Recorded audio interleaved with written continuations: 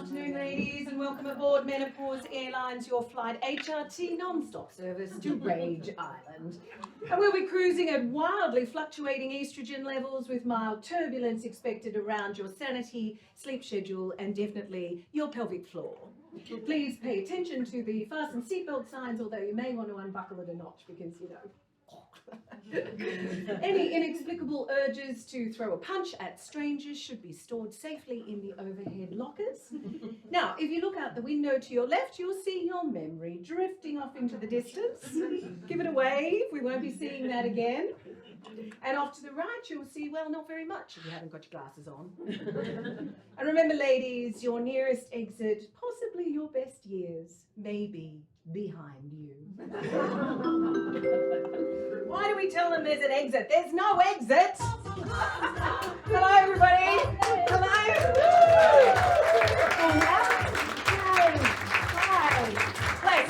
Hi. Welcome to Anything But the Dyson and other excellent monologues. Now, there's no interval, so I hope you've had a wee. I have. I've had about 40 of them. I know. I mean, perimenopause, I think hydration's just a concept now. Now, when I came up with the title, I hadn't actually written the Dyson monologue yet, okay, so I didn't know how excellent that was going to be. But I can tell you that the other monologues you're going to hear tonight are indeed excellent. They're all written by women, mostly Aussies and a couple from overseas, okay? And I'll just clarify as well, because my stepdad was a little bit confused the other night. This is me as me, right? That was a monologue. This is the opening banter. I'm going to come back at the end for some closing banter. There'll be monologues in between. Some I wrote, most of them, or some of them written by other women. So please check them out on the door. So hi, I'm Katrina Mathers. Hi. Hi, I am on my long service leave, I know, good on me I think, for lasting 10 years in one job. And most people go travelling, of course, on their long service leave, but not me. I thought, no, I'm going to do a comedy festival show about perimenopause and housework and cancer. Oh yeah, look at the blokes getting all uncomfortable. It's all right, you blokes, you can leave, I don't mind. I'm happy to put all men on pause. Yeah, whatever. All around the world, to be honest, I think at the moment, except maybe Hungary, they're doing all right.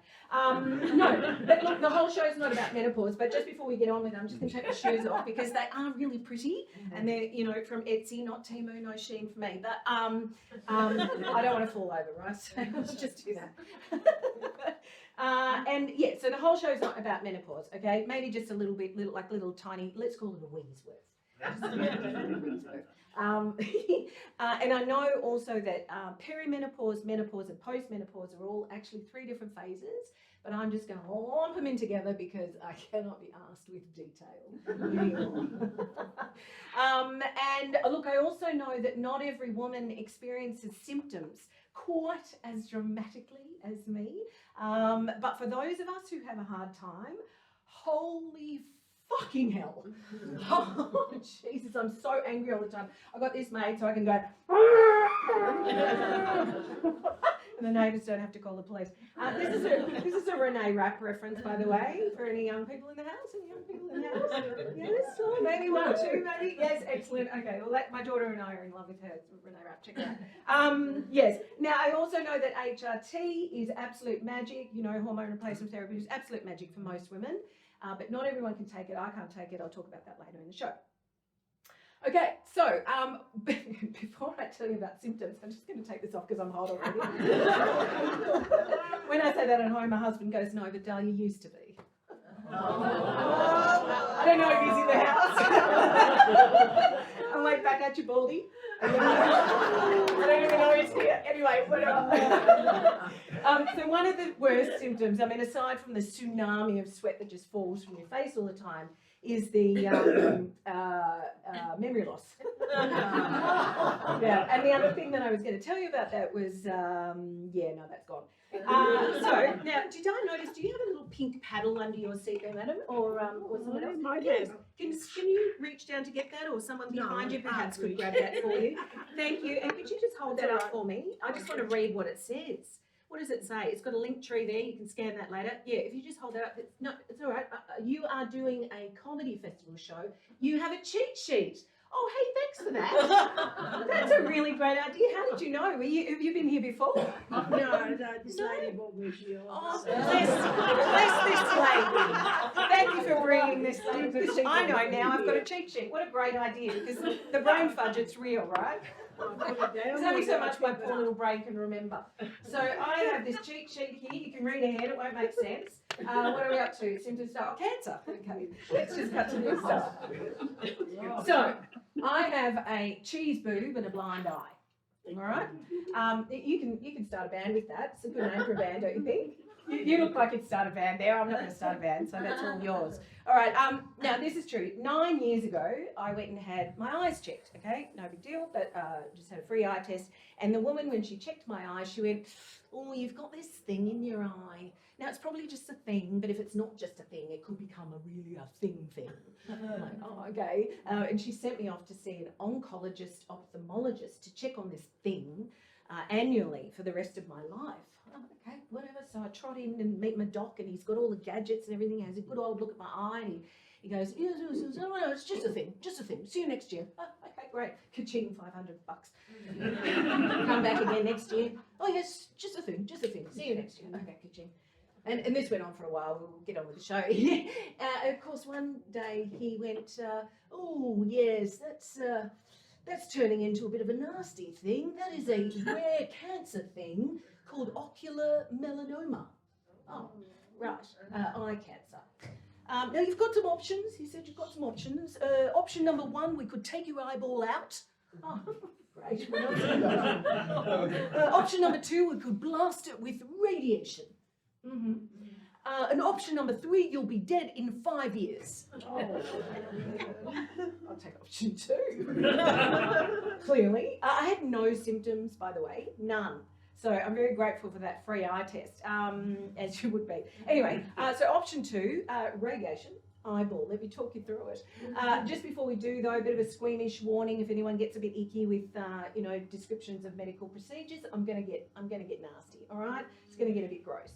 So just protect yourself for a minute. It's about 2 minutes. I'll get through it as fast as I can. Here we go. Step number 1, you measure the size of the tumour. It's not called a thing anymore. They call it a tumour. Okay. Then they custom make a little radioactive metal plate. Okay. Bring the patient into hospital. Do not give them a general anaesthetic. Sorry, what? Why? because your eyeball rolls back into your head and the doctors can't get to it. Okay, so they just give you a local anaesthetic. So you are awake during eye surgery. Yeah, I'll just let that land. Exactly. Any newsreaders in the house? Yes, there are. Oh, hi, Sandra. Hi, what are you doing here? Oh, I just thought I'd drop in. Great. I don't know where you are. Here you are. Hey, Sandra, would you please just repeat that little piece of news for everybody so that they're all really clear on that fact? Yes, of course. You are awake during eye surgery. How was that? Yes, great. Quite random, but thank you for being here. Okay, so I'm on the operating table, right, and they take my eyeball and just twist it around a little bit in its socket. Don't forget I'm awake, right? So I can see them when they sew that little metal radioactive plate onto the surface of my eyeball. Oh, no worries. And I can hear them as they're chatting away. How's the house coming along in lawn? Oh, it's great. We're going to put a golf course in the front yard. Oh, terrific. I must pop by, and I'm listening for the address because I'm thinking, I am so going to gate crash. Anyway, they're sewing away. And then, and not that I want to play golf, but, I wouldn't mind a house and lawn, right? Since I paid for it. Anyway, they put my eyeball back in, my head, great, bandage me up, and they just put me into the hospital room. And I just stay there being radioactive for about 4 days. Okay, no worries. Not allowed to have visitors because I'm radioactive. And just to give you some context, COVID had just hit. So I wouldn't have been able to have visitors anyway. And the nurses don't even come in the room. They just yell at you from the door. Hey, are you hungry? Yes, I am actually. Here, have a boiled chicken. Throw a boiled chicken at your head. Pretty random. I'm all bandaged up. I'm like, why don't you throw it? I can't see it. It just lands on the floor. It smells great for about a day. And then it's like, oh, let's do that. Anyway, after about 4 days of, let's call it my silence retreat, they wheel me back into the operating room, give me another local anaesthetic and take the stitches, or take my now bloodied, swollen, red, very sore eyeball, twist it around and take the stitches out. Okay, great. Get the little update on that on the golf course, coming along nicely. And then it's back to annual checks. Okay, so I go back to my doc and he has a good old look and he's like, yes, very happy with that. Yes, great. See you next year. Okay, great. Good check. Go back again next year. Yeah, you're terrific. See you next year. Okay, great. And this again went on for a while until one day, of course, he went, oh, yeah, I think I might have missed just a couple of those cancer cells. Let's do that operation again. Yeah, no worries. Love to, yeah. Anyway, squeamish warning closed. Okay, that's as gross as we get. But this time round, so this second operation, honestly, he just blasted me with so much radiation on the eyeball. He may as well have just wrapped it in some tin foil, popped it in the oven with some garlic and chives.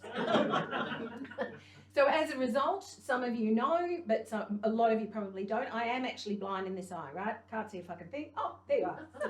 Yeah, great. But I smell great if you're hungry. It's weird. It's weird how people laugh at that. Don't eat my eyeball. It's weird. Anyway, no, that's fine. No, that's fine. Now, what else? Oh, I'm deaf. I'm also a little bit deaf. Just a little bit. Okay. So that's where we're at. And look, I've just always been a little bit deaf. Just no big deal. Just one of those people that are always like, what did you say? I didn't hear you. It drives everybody else mental. And it didn't really bother me until I lost the eyesight, and then I noticed it a lot more. So now I do actually wear a little hearing aid. There it is there, and it makes my life a lot easier. That's great. Except, of course, one of the many symptoms of menopause, which not everybody gets, but of course I get, is itchy ears. Anybody else? I get whoops sometimes. I'm like, oh yes, somebody recognises my pain, and it's like it's like when you find a chin hair, you're going, the world has to stop until I sort this out. And the itchy ears is a little bit like that. I'm listening to you, but I just need to, and because I've got this, it's worth more than my house. It takes so long to get it. Anyway, that's all boring. I just wanted to tell you that so that you're aware that I have very little awareness actually on this side. I'm also stupidly clumsy. So if I turn around in the bar and just knock your drink over or whatever, just let me buy you another drink. It's fine. We'll move on. Okay? This is bound to happen. All right? So just so you know. Now, when I first got diagnosed with the eye cancer, they sent me off to do checks all through the rest of my body, just because it can jump from your eye to other parts of your body. They weren't particularly worried, early diagnosis and everything, but off I went and had all my checks. And again, just to give you some context, this is now the thick of COVID. And my husband, who is an airline pilot, just lost his job. Yeah. Now, I don't know if you know any pilots, but aren't they fun? When they're stuck on the ground. No. Primary school homeschooling, depressed husband, I get my results. No worries. Just shoot it in. So you've got blood in your poo. Oh, okay. You've got a spot on your lungs. You've got a spot on your liver. Oh, for fuck's sake, I just ordered another case of wine. And you've got breast cancer. What? Seriously? Oh, righto, throw it at me, whatever. Now, look, the thing about breast cancer, the comforting thing I should say, and this is true, this is really true. The comforting thing about breast cancer is when you tell other women, hey, I've been diagnosed with breast cancer, about half of them say, oh, you know I had it. I'm like, no, I didn't know, because a lot of the time you don't know that about people. People are pretty private about this stuff. But what was comforting, and this is fair income, because it was an early diagnosis, very small measurement of the tumour or whatever for me, they all said, you're going to be right, you're fine, you're going to be okay, you know, you're just one of the sisterhood now. You're part of like a private club. Hey, do you want to see my scars? Do you want to cop a feel? I'm like, hell yeah. I played with so many boobs. It's been so much fun. Look at you all paying attention again now. Welcome back. No, that's true. So, but look, when I did get all those results at once, because it really did come in a couple of days, I did think, oh shit, I'm cooked. Not with garlic and chives, I don't recommend. And no surprises at this, when you're suddenly faced with your mortality like that, I wrote a list of all the things I didn't want to go to my grave having not done. And one of those things was this comedy festival show, so here we are. Thank you. Thank you for being here. Thank you. Right, now you think that's the end of the opening banter. It's not. I've got to tell you about my cheese booth. Right, so cheese boob, right? It's all right, Luke, you can go. So I had a little lumpectomy, okay, no big deal, flashed my scars at the ladies over lunch, and I went and saw my doctor for a checkup, different doctor, of course, and she went, yeah, so we ran some biopsies on your boob. I don't know why she's an influencer, but whatever. And what we found actually was that you have pre-cancer cells all the way through your boob. So what we recommend now is that actually what we do is take the whole boob and just pop her in the bin, nipple and all. I'm like, oh, really? Like, am I the only one, or does anybody else have a favourite nipple?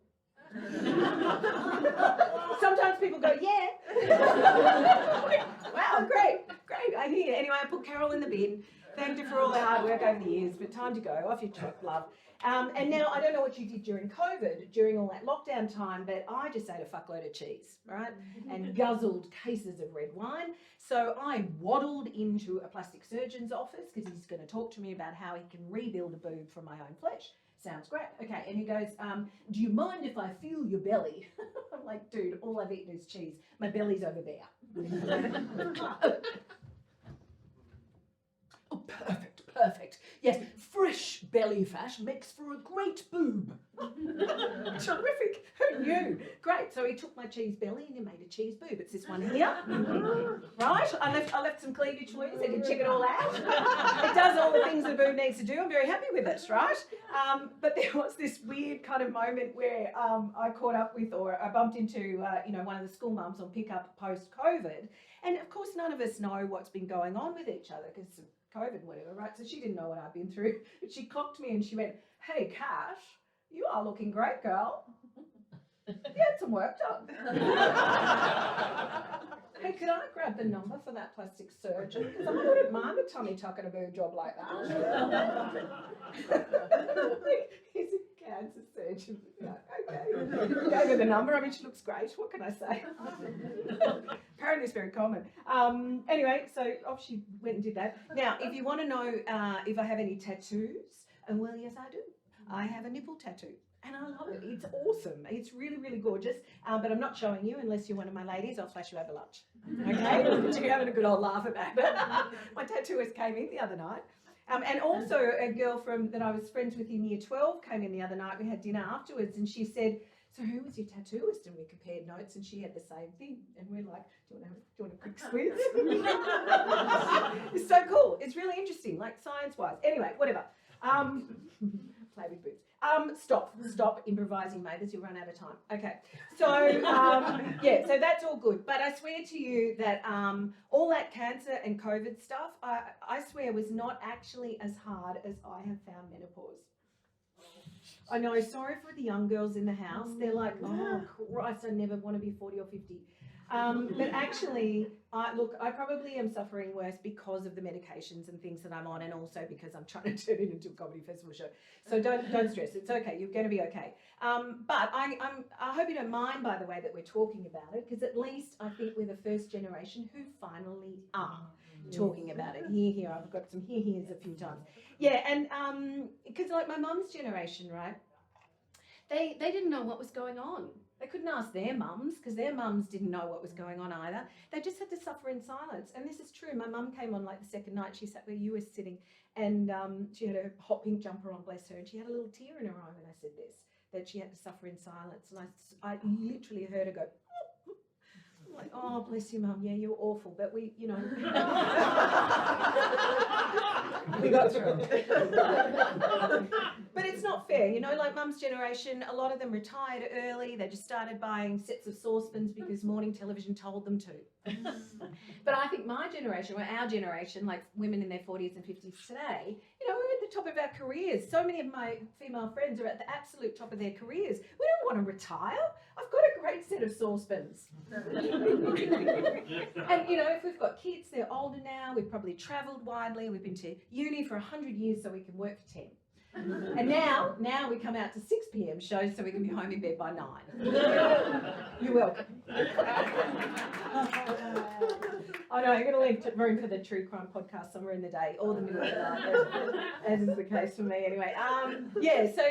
But it frustrates me, right, that, you know, as I say, I've had so many female friends who really are like killing it in their careers and doing really well. And, you know, like with my own job that I'm on service leave from, on one hand, I'm asking for a promotion. On the other hand, I'm racing into a meeting, sweating like a pig, going, sorry, I'm late. Shit, why are we here? And the millennials in the room just type into ChatGPT, how should I respond to this woman? It's humiliating. I hate it. I really hate it. I hate that my brain is fudge. It's just like, I just want to pull my brain out sometimes and like iron it. Just give it a little iron. I hate ironing, but I would do it every day if it made a difference. That's kind of the only way I can describe what it feels like. And like, I'm so tired all the time. You know, no matter how much sleep I get, if I sleep, I'm tired. And, you know, I can't think, I can't potato. Sorry, I get my words mixed up. At least I've hit my I don't give a fuck anymore phase, which is partly why I'm doing this show. Like, I love that you're laughing and all of that, but actually I don't care.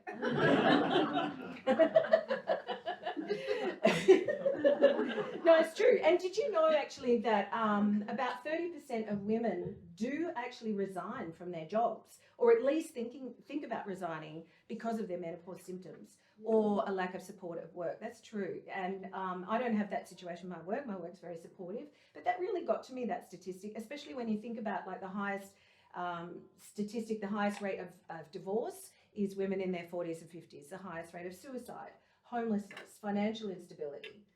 Sorry, it's a comedy festival show. I'll get back onto it, but I think that's worth taking into consideration. Like, I really do, because it's quite a cumulative kind of an effect, and it's a big thing. Anyway, so what I was going to say about that, I've done the ironing. Yeah, no, sometimes I just get done the ironing. No, I haven't done the ironing. I never do the ironing, except if I could with my brain.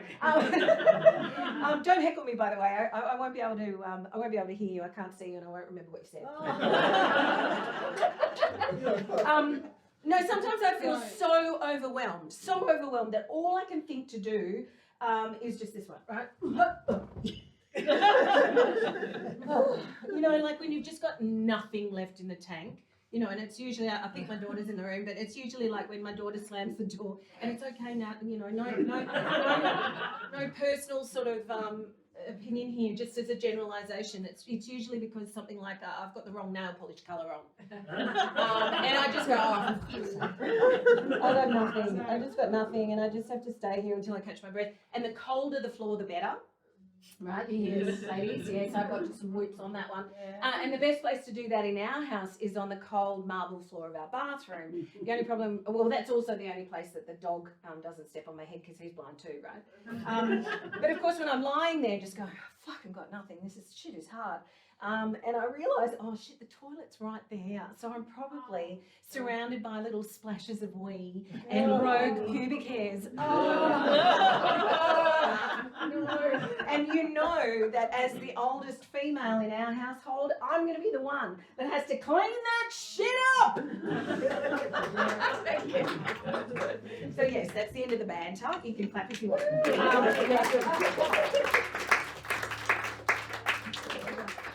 Righty-ho. Oh, who put that there? All right, are we ready for the Dyson monologue? Because I did write it in the end. It's a bit last minute, but here we go. Are you ready? All right, so Griffin's on tech. He's already, he knows how this goes. All right, you ready, Griffin? Stand by. 1, 2, 3. Oh yeah, do a couple of these ones while we're here. Just going to do your wakes. This is an older woman, don't you? Yeah, right. So this is not a Dyson vacuum cleaner. This is a fucking Dyson vacuum cleaner. A bit like my dog's name is not Roger, it's Roger, for fuck's sake. People know Roger, he's just always in the way, basically. No, this is a 20-year-old piece of shit. Does anybody else have a problem with their Dyson? Come on, hands up. Everybody's had a hand up at least. Yes, exactly. It could be your hair dryer, Could be the air purifying headset with the magnetic mouth visor. That was a thing. Not a very successful thing, but it was a thing. Go Dyson. No, I think this early, status symbol, groundbreaking, look, you can see the dust model is one of the biggest loads of crap we've ever been sold. Maybe second to Elon's Cybertruck. We'll put it up here because I got told the other night that people couldn't see it at the back. There it is. Exhibit A. So when my hubby and I moved in together about 20 years ago, he said, I'm going to get us a Dyson. I'm like, oh, nice. You said us, nice. And then I said, no, actually, Dale, don't worry about it. I've got a vacuum cleaner. I've got a little Electrolux or Dulux or whatever it was. I just called it my little grey rat. It had one hose, one sucky bit and 2 buttons, one for suck and one for suck harder. And it had a retractable lead, right? So when you're done with your vacuum cleaner, you just stand on it and it goes, it feels so powerful. I loved it. So I'm like, we don't need a vacuum cleaner. I've got my little grey rat. It's good. And he's like, nah, come on. We're grown-ups now. We can get grown-up things. We're setting up a grown-up house. Well, I think we should get a Dyson. Oh, yeah, whatever, pilot boy, good. Are you here, Ben? I don't know. Anyway, and because everyone was getting one of these stupidly expensive status symbol, groundbreaking, environmentally friendly, bagless Dyson, right? And look, you could see the dirt inside of it, they say, which is exactly what I want. What, a little plastic snow dome of my own filth? Oh, look, there's my earring. I wonder where that went. And the thing fills up in about 5 minutes, so you constantly fucking empty this bloody thing. Don't even start me on the lead. Sorry, you all right? You all good? And I won't empty it here for you because we'd have to evacuate the room because the dust goes everywhere, right? But I am going to show you how simple it is supposed to be. Where's the button? Here it is. Yeah, how simple it is supposed to be to empty. You're supposed to just unlock that, nice, and then you lift that up, except it never comes off, and this little thing just flat opens out over the rubbish bin, and you just shake it out and empty all the dust. Bullshit! The dust goes everywhere. You have to evacuate the house and vacuum the whole fucking room again. And aside from that, only this much comes out, right? You hear me, don't you? Yeah. So I know it's 20 years old, but I've been carrying this grudge for that long. So only about this much comes out. So you have to get a knitting needle or a kitchen knife or something and manually get the shit out of this. Whatever, the snow dome. You're like, I may as well just scoop it all up, all the shit with my mouth. Shake my head over the bloody bin. Do a better job. I just want to throw this thing over the balcony and get the broom. Honestly, be done with you, fucking stupid. And look at this. No worries, I've got plenty of time. Anyway, look, I do admire.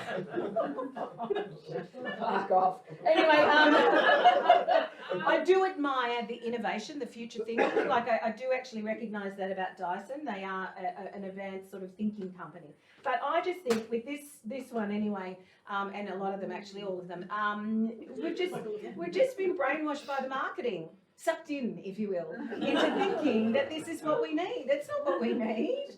I think, actually, honestly, that as women, we are the Dyson.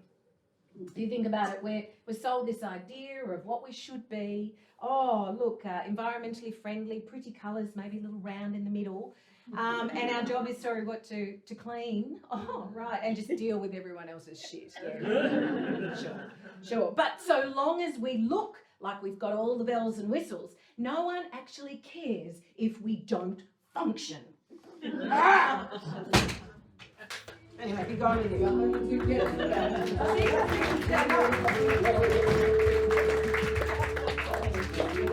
Like I say, 20-year grudge. My husband's like, why have we still got that vacuum? I'm like, one day I'm going to do a show. So that's that. Okay, good. All right, cool. Just go a bit of this one because it's hot in this room. Anyone else? Need a squeeze? Need a squirt? Is that all right? Am I ruining the hairspray? Is okay? Good. Woo! All right. So this is one written by someone else.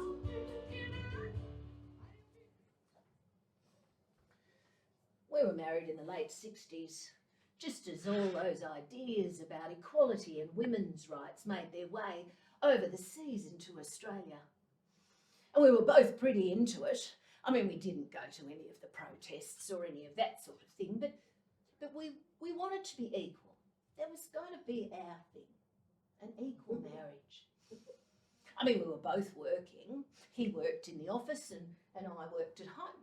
And he knew it was a big day, you know, all the cooking and the cleaning and the washing and organising the kids' schedules, picking them up from school, keeping the fridge stocked, all of that. So he'd come home and I'd ask how his day at work was. And he'd ask how my day at work was. And that's how we saw it. When Neil retired, they gave him a big send-off in his office, you know, thanked him for his 40 years of service, and he came home to retire. His work was done.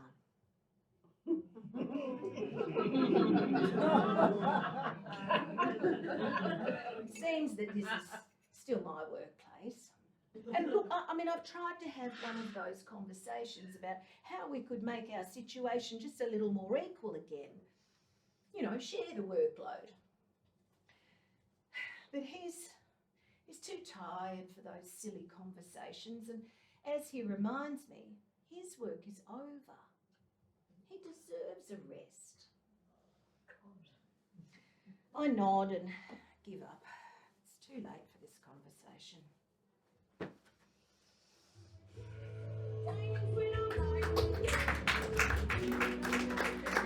Everyone's very quiet.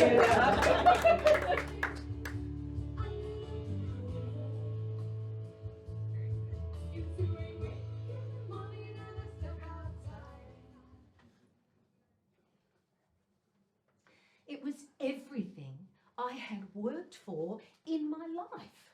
It was the summation of each incremental step.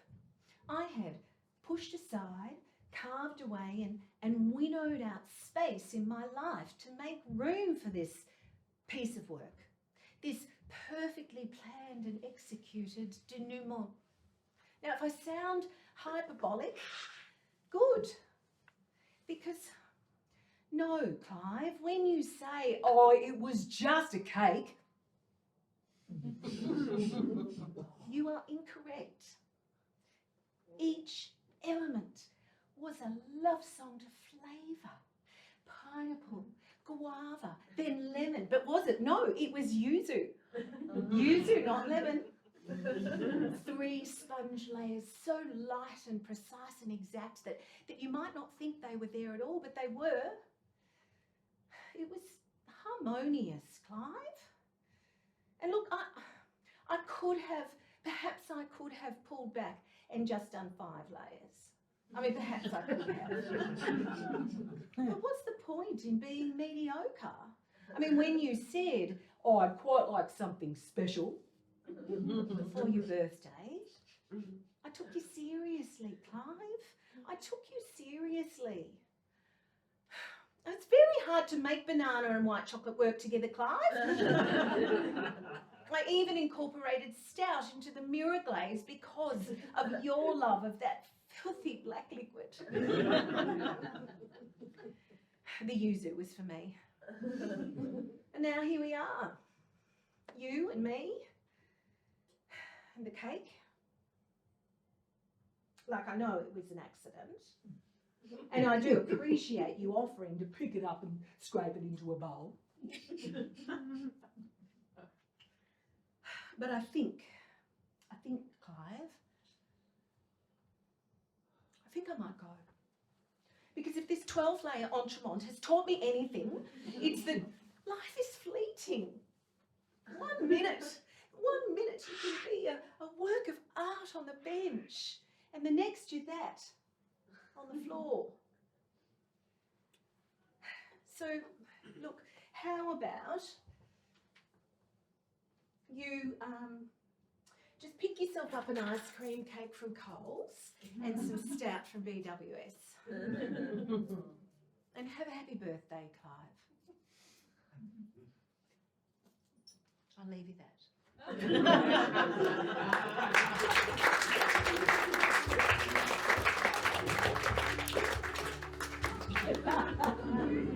Looks so pretty, goes alive, right?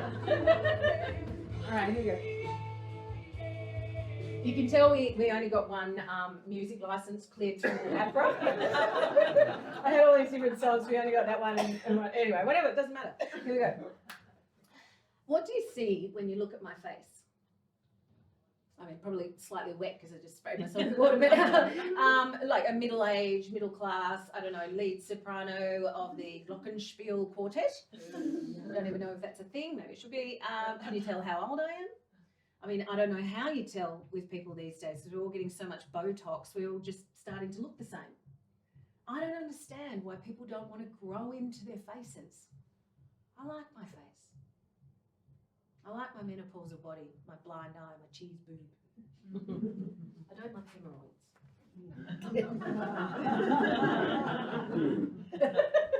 I'll tell you what I see when I look at my face. I see a woman who still feels like a girl. A mum, an artist, a 2-time cancer survivor with lots of stories, lots of stories. Like this one, that's Ash Wednesday. This one here, that's Nepal earthquakes, baby with whooping cough, broken leg, pet grief, and an abusive relationship.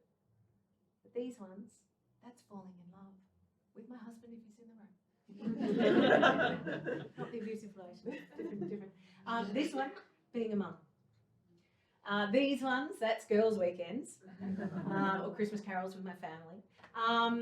And a lot of the other lines were made over a 5-month trip travelling to 25 countries with my family when our daughter was only 4 with nothing but backpacks 6 weeks after I had my ACL replaced. Yeah, thanks for that. Thanks for reacting to that. Do you know why? Because you just started probably making a little line in your face, a new little line. Because I think that's what we're doing here tonight. As we laugh or cringe, my family's in the room. We're building stories into our face, into our faces, mapping out a journey of who we are. Years of love and arguments, joy, grief, and history. That's what I see when I look at my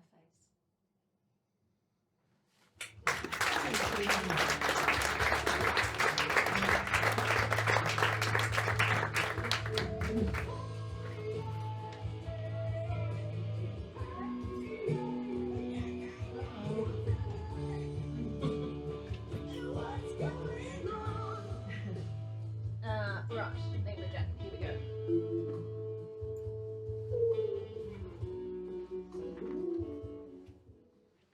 Good evening, ladies. My name is Diana Logan. Some of you may have read my book, If Men Are From Mars, Why Don't They Go Back?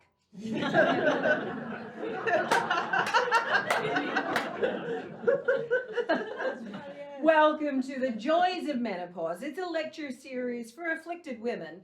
Now, help yourself to coffee. You'll probably need at least 10 cups to stay awake because, let's face it, who sleeps anymore? It's go to bed, fall asleep, have a nightmare, wake up sweating, dry off with a towel, take a pee, turn the wet pillow over, gag at the wet sheet, make a towel sandwich, and get inside. Go back to sleep. If you're lucky, wake up sweating and repeat. And repeat.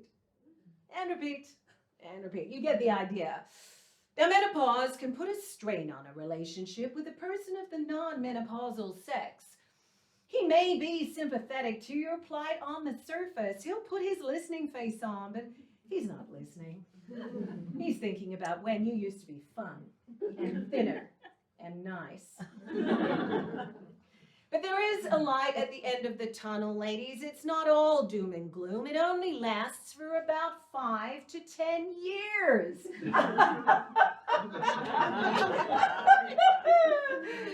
Buy my book.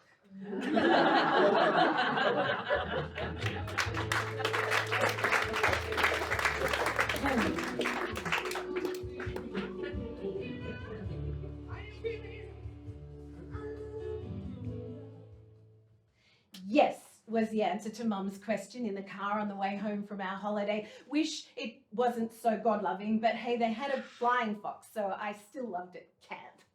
Yes, I had a boyfriend. I was 12, it was clearly time.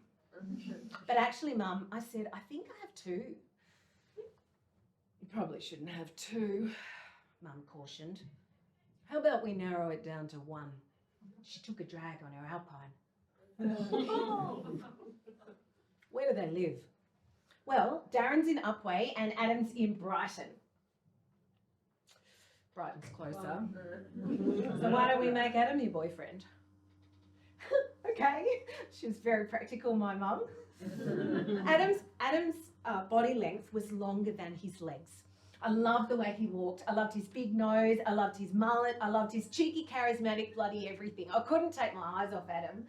But on the last day of the camp, I already had Darren's number written on the back of a chewy wrapper with a kilometrico pen. No, really, they do write on everything. But Darren had asked me to go with him on the Wednesday of the camp, and now it was the Sunday, and we hadn't actually spoken in between. So when Adam came up and said, "Can I call you when we get home?"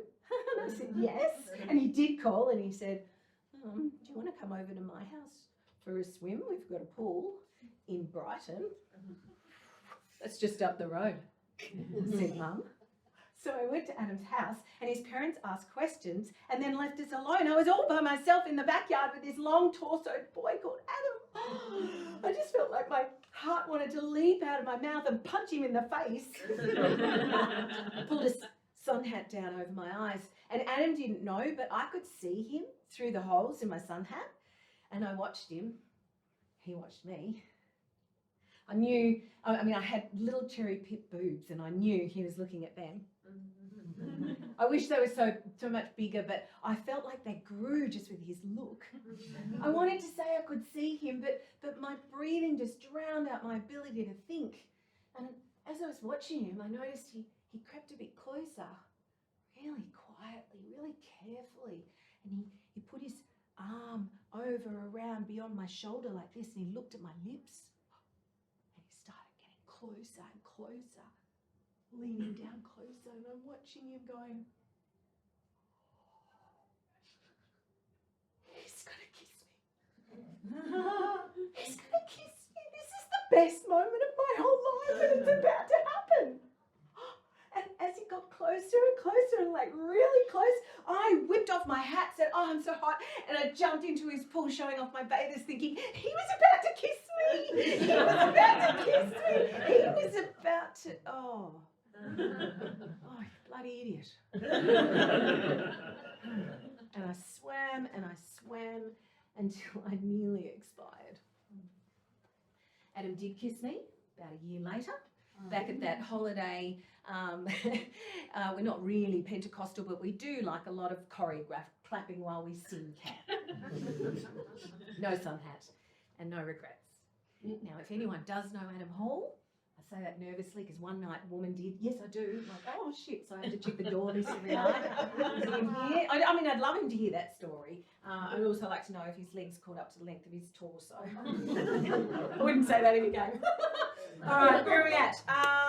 That sun hat. Oh, okay, thank you. These ones, right. So it's time for a game now. You good? How are we going? Do we need a little stretch? Oh, I know what we need. A little pelvic floor exercise, okay? 1, 2, 3. You know what I'm doing, ladies. 1, 2, 3, hold. Boys, you can do it too, apparently. Okay, just a couple of times a day. 1, 2, 3, hold. All right, you're welcome. Good. So it's done. All right, this is a game that I call, Is It Menopause or Dementia? Because I found out actually a lot of the symptoms are the same. This is true. When I first started experiencing memory issues, I did go to my GP because I was quite worried, and I said, "Do you think I should get tested for early onset dementia?" And she went, "Oh, duh." And she just had a normal voice because she's like normal. She's my age, and she said, "Oh, Dal, do you know how many women our age come in here and ask me exactly that?" And I'm like, sorry, what? Ask you what? No idea what we're talking about. Anyway, okay, so this is a game. This is a self-tally kind of a vibe. There is a little prize. It's in there. Okay, you want that, trust me. So you just keep record of your own points. Boys, you can play along.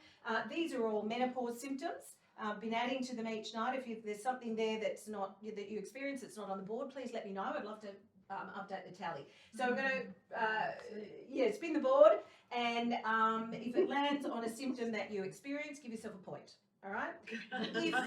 If you experience it really severely, give yourself 5 points. So I'm at 5 no matter what it lands on.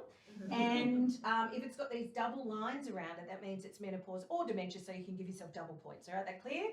All right, here we go. Here's some music and I'll just stop it, it takes too long. Wild mood swings, right. There we go, so I'm at 10, right? You get the idea? Here we go. All right, wild mood swings. What have we got here? Sense of doom, anxiousness. It could have also been the We Do Not Care Club. Have you heard about that? That's just because we don't give a shit about things anymore, right? All right, great. So I'm at 20. All right, what have we got here? Tinnitus, itchy ears, sensitivity to loud noises, itchy skin, also hair on your face. Fuck off. So I'm at like 422, okay? You get the idea? All right, so one more. I mean, I'd love to read them all to you, but oh no, dry vagina, my fave. I got my production designer to make me a gender neutral couple fucking. That's just for inclusivity, okay? That's no judgment. Dry vagina is such a fun thing. So as I say, I'm 4,022. Did anybody get to 10 points? All right, come on, ladies. Hands up if you got to 10 points. Oh, don't tell me. Yes, there's at least 1, 2, 3. Any advances on 10? Do I hear a 20? Is there a 30 in the house? And advances on 30? Holding with you, madam. And do I hear an advance on 30 points? No, we're here. You are the most menopausal woman in the room. You are.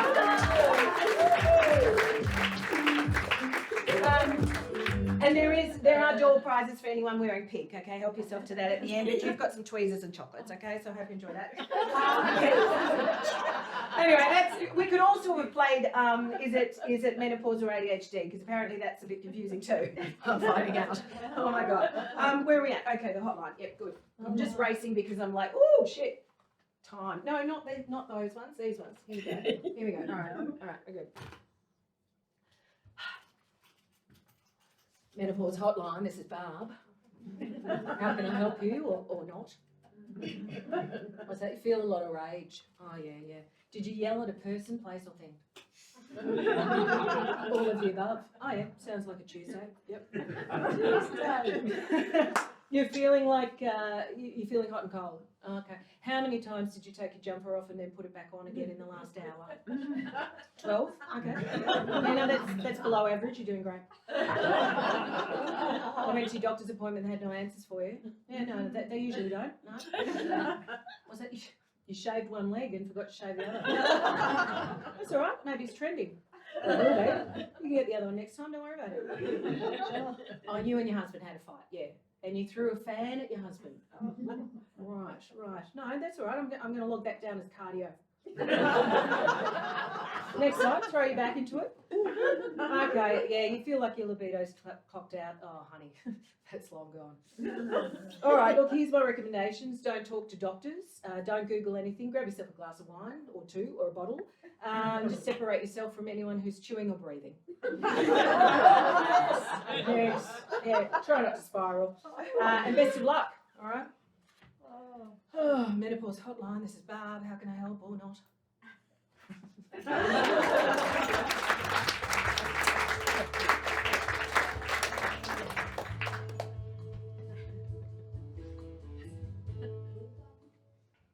It was my psychologist's idea. Do you live near a body of water? Oh, I live near a water hole. Is that what you mean? Yes, perfect. I'd like you to read this literature on the benefits of cold water submersion. Submersion? As in actually going in? Yes. Righto. Just to be clear, I live in the northeast of Victoria, right? We're an hour from the ski fields, and she makes this suggestion in May. Oh, lordy lord. Anyway, I read the literature and I listen to some podcasts, and it turns out this cold water therapy stuff, it's not all woo-woo. There's some actual science apparently, like neuroscience or something. Anyway, my hairdresser tells me that there's a group of women who swim at my local water hole all year round, right? What? Normal, sensible women all year round? Okay. Anyway, they've got a group chat, and guess what? They add me to the group chat. And guess what? I've never been in a group chat before. For the first time in 19 years, I'm making friends on my own. I'm even entering people's whole names into my phone instead of Emily's mum next to an emoji of a soccer ball. Anyway, I realised something.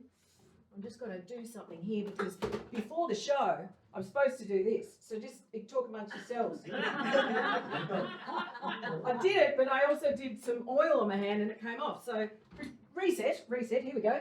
I don't know what I did in the glass. There. Okay, good. We're good now. Okay, carry on.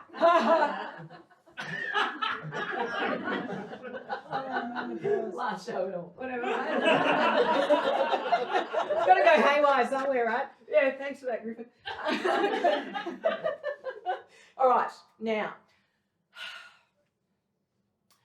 Winter mornings in the northeast, I swear they're no joke, right? They're no joke. I even drive past frozen puddles on my way here, and that's when I start my mantra, all right? I can do hard things. I can do hard things. I can do hard things. ICDHT. I can do hard things. Anyway, I'm here every morning. Oh, no one's more surprised about it than me, I can tell you.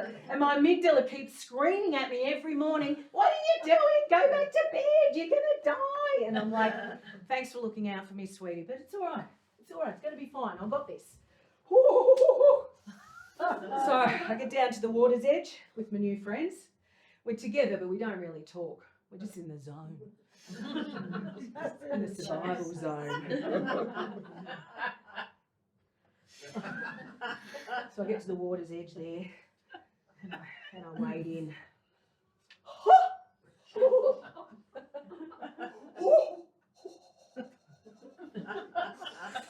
And I get up to about thigh deep, and I stay there for a little while until I catch my breath. And then after a little while, I just lean in. I just lean into the freezing and let the water take me. It's like a gentle surrender, I suppose. So cold. There's no room in my brain for anything, really. It's just a blissful void. It's the only break my brain ever gets, actually.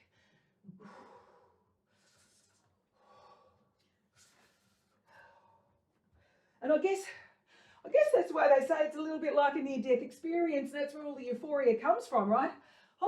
Because you get out and your brain can't believe you're still alive, so it just floods you with all these feel-good endorphins. You feel fantastic. But it's hilarious when we try and say goodbye to each other because our mouths won't work, really. So we're like, bye, see you tomorrow, have a great day. My psychologist asks me what I love best about it, and look, at first I say, the cold burn because it makes me feel powerful, right? But then I think, nah, it's the fact that every swim is different. From day to day, the sky changes, the light changes, the temperature, the water and the reflections, the colour of the leaves, the mornings get lighter, little ducklings appear. It's always changing. I mean, I guess we have seasons too, as women, like our bodies change, our minds, our friends, our feelings, our families. Sometimes the whole landscape changes overnight and everything is forever different. But change is okay, because I'm leaning in. I can do hard things.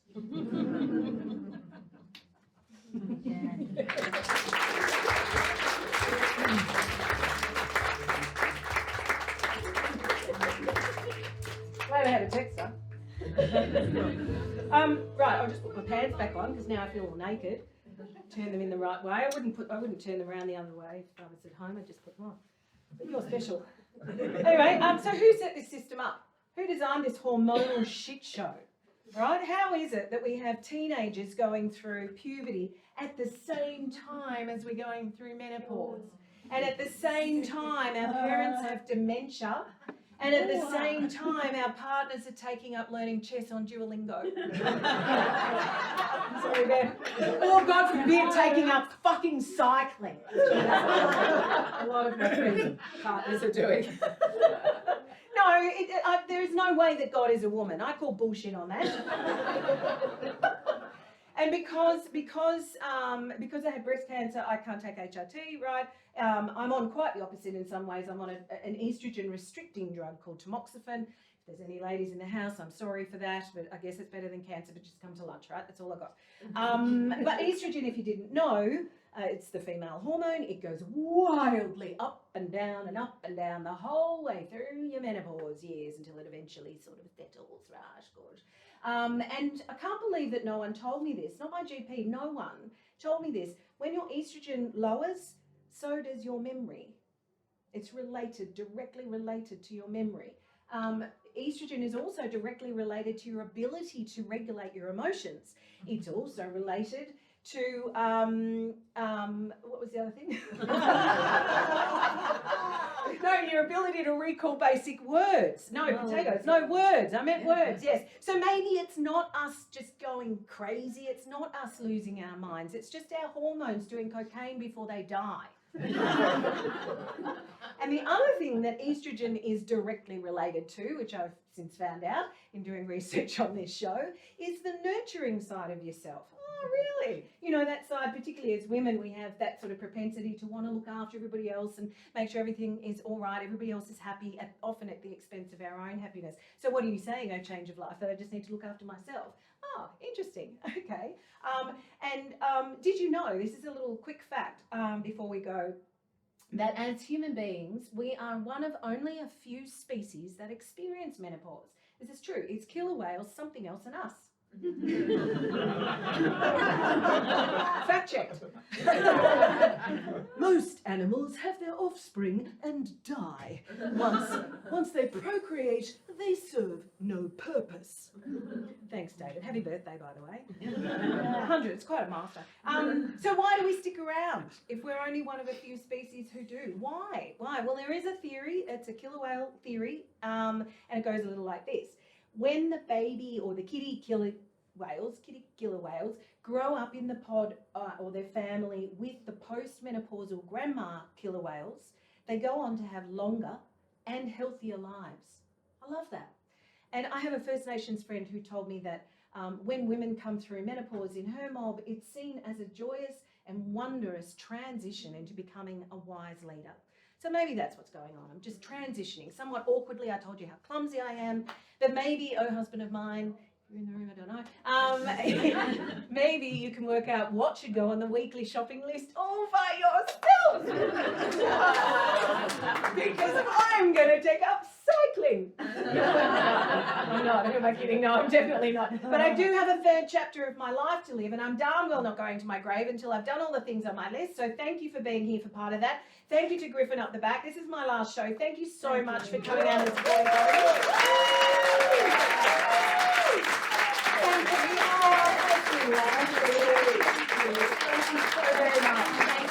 Thank you, Catherine. Oh, bless you. It's like you make me cry. Thank you.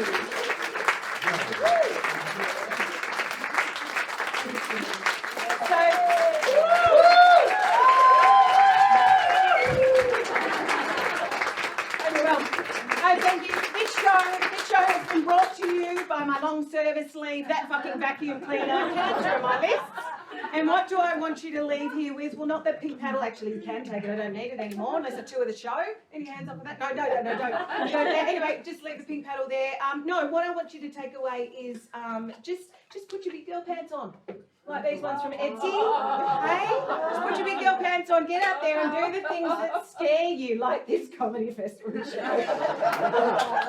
Get out there and do the hard things. I can't believe it took me that 1 week of getting all those shit results at the same time to scare me. It sounds like a cliche, but it was real. To scare me into realising, Jesus Christ, we're a human on this planet. How lucky are we? It's a joyful, extraordinary, amazing, also fucked up planet. But get out there and do the things that scare you. You will be so much happier. Look for the joy, share the joy, get out there and scream it like you mean it. Woo!